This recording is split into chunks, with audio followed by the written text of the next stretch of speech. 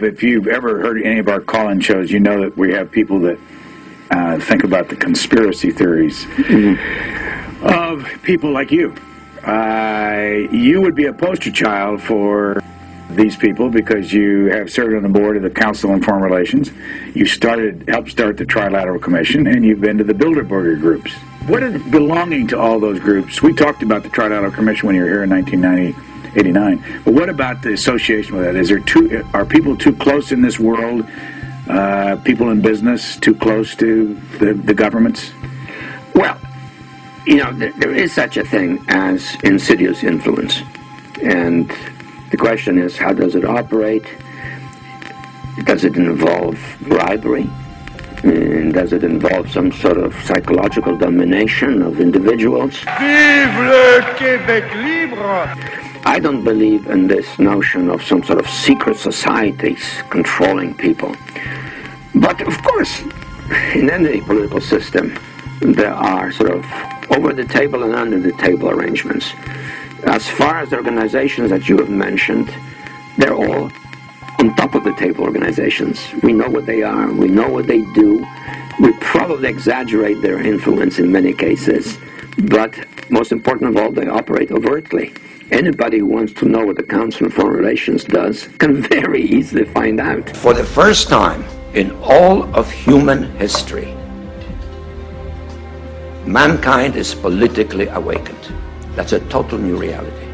Total new reality. It has not been so for most of human history until the last 100 years.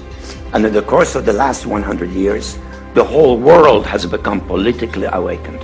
And no matter where you go, politics is a matter of social engagement, and most people know what is generally going on in the world, and are consciously aware of global iniquities, inequalities, lack of respect, exploitation.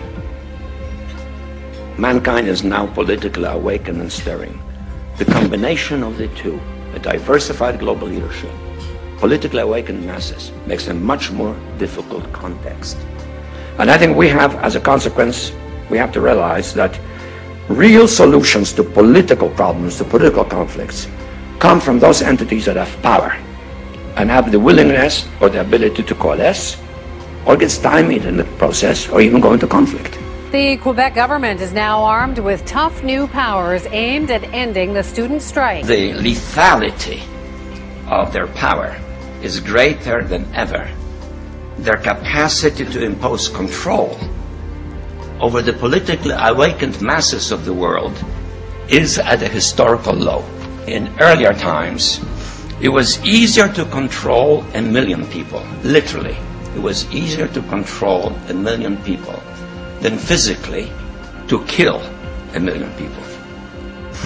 Today, it is infinitely easier to kill 1 million people than to control 1 million people. And of course, that bears directly on the use of force